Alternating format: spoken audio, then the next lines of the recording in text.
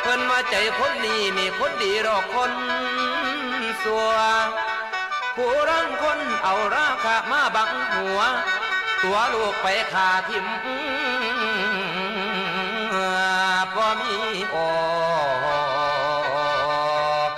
แม่นเอาหาแนวกำพาแม่บ่มีน้อยายโอ้โอ้โอ้โอ้โอ้โอ้โอ้โอ้โอ้ยละนาง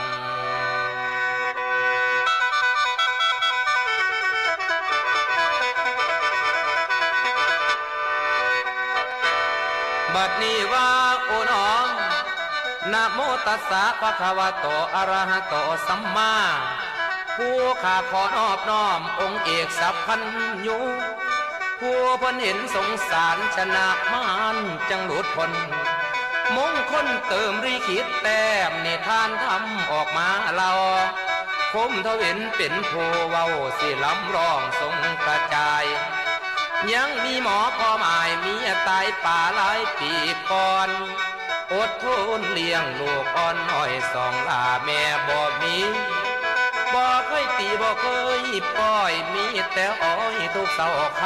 ำฮอดย้ำกินพอกะป้อนย้ำน้องนั่นพอกะป่วยด้วยความหักลูกน้อยกำพร้าแม่แต่ยังเยาว์บ่คิดเอาขัดเมียซ้อนผู้ใหม่มาน้อหาเลี้ยงย่านลำเอียงตีขาสองบุตรตาลูกน้อยอ่อนนอนผู้เดียวแห้งแห้งนอนผู้เดียวแห้งแห้งหลายปีพ้นนั้นผ่านมาอดสาเลี้ยงลูกกำพร้าประสาจนพื้นถูกยากลำบากหลายกะดอลำบากหลายกะดอบ่ยอมข้อสู่บ่ถอยเว้นกำเก่าตามต้อยต้อยมือหนึ่งได้ผ่านพบนั้นแล้วศพตาสาวงามคำเสือว่าท้องดำน้อยจนสวอยในความเกงามลายเด็กแก่อำทำโอ้ยหลงมากสาวท้องดำบ่ได้น้องชาตินี้ตนไอ้สิบ่ยังหวังใจว่ามือนี้สิไปบอกความในถามหัวใจสาวท้องดำสิคิดน้ำบ่นองว่าแล้วยองแยงกายลงเฮือนเฝ้าฟังฮอดบ่สั่งลูกน้อยฮอดบ่สั่งลูกน้อยไว้ว่าแจนแลนกะคืนฮอดเดินเฮือนแล้วกะฮอดเดินเฮือนแล้วกะท้องดำจ๋าท้องดำจ๋าท้องดำจ๋าอยู่บ้านบ่นอคำนองหูบ่นอหูบ่นอว่าอ้ายหลงมักเจ้าเล่นเศร้ากะมือหาสาวท้องดำบอกว่าจ้าจ้าจ้าจ้าจ้าน้องหักที่อยู่คือกันพอสำคัญคือบุตรตาลูกจูเฮือนหรือขวางกันอุปสรรคของเฮานั้นคือสองคุณลูกของพี่ขันหักน้องอีหลีสิทำตามน้องได้บ่น้อพี่บ่น้อพี่เจ้าพี่จ่าชายหมอพ่อไม้บอกว่าจ้าจ้าจ้าบอกว่าจ้าจ้าจ้าได้ทุกอย่างขันนางขอเว้นแต่ซุ้มเดือนดาวพี่นี่เศร้าบ่ถึงฟ้าขอแต่ท้องดำลาตกลงเป็นนั้นมีพี่ให้เฮ็ดยังก็ได้ตามใจน้องสิสั่งมาสาวท้องดำก็เลยวางขันจังสันให้เจ้ากลับไปขาสองบุตรตาโลกของพี่มันเป็นน้ำกว่ากันยามเฮานั้นสิอยู่ดอมมาบัดนี้แม่เอ้ยแม่ความหลงมาเล่นตอมมาหุ่มหอดน้อปิดตานั้นแล้ว กิเลสหนามาปิดบังหอดบ่เห็นออกทางง่ายตัดสินใจสิไปขาสองอุตตากำหาบแดงขั้นบ่เฮ็ดจังสันท้องดำน้องสิบ่เอาตัวลูกน้อยย่างเข่าพงหนาป่าไม่ใหญ่พุดลุมแล้วหลอกให้สองเท้านั้นเราดูพ่อใหญ่เอ๋ย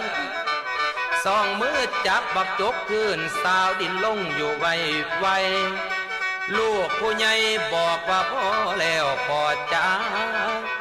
บอกว่าพ่อแล้วพ่อจ้าผมสองขาเรื่องอีหยังอีกพ่อ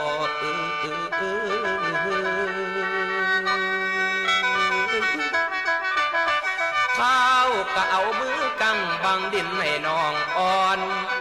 พ่อเอ๋ยพ่อผิดอีหยังคือบ่บอกลูกตอนเขียดอีหยังให้ผู้ขากับน้องจังจ้องจำอีพ่อ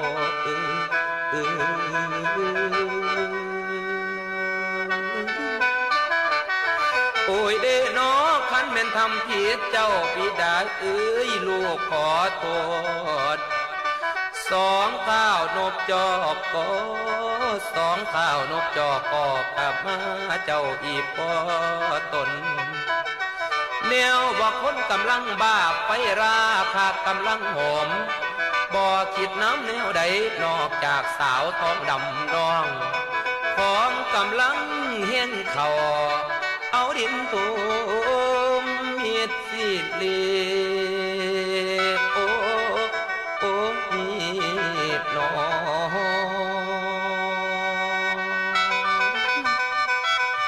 โอ้ยสองข้าวดับชีวีมือยังนกจอ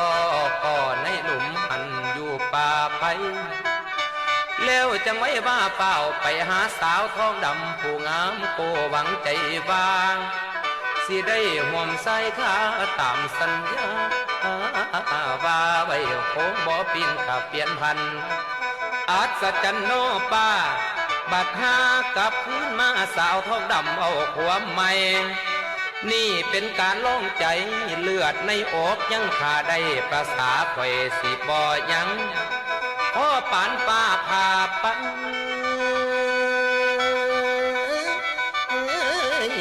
ฟาดลมแสกะบานหัวเด้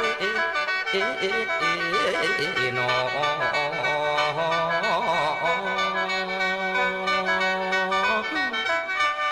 โอ้ยขาดลูกตัวตายสนิทจังคิดเห็นนวันหัวกิเลสบูตัณหาเขาปิดหูตาให้มืดบอดไฟโลกีผัวจังทำสัวเขาใส่ตนสาธุชนฟังไว้ก่อนสิทำแนวใดสติต้องเป็นที่หนึ่งละมันสิหงายลุ่มตึงคือกับหมอพ่อหมายพันสายแล้วแก่บ่ทันสติสมัชัญญะนั้นคุ้มครองโลกคุ้มครองคนบ่มีทางทำผิดขั้นคิดต้องสติตั้งฟังเสียงล้ำเสียงร้องอุทาหรณ์ให้คิดทำฝากพิจารณานำนิทานทำเด้อเพิ่นเบาคันฟังแล้วให้เห็นต้องให้ฟังแล้วให้เห็นต้องใส่อ่อง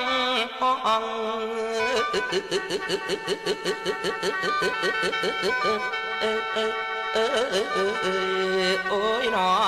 โอ้ยนาโอ้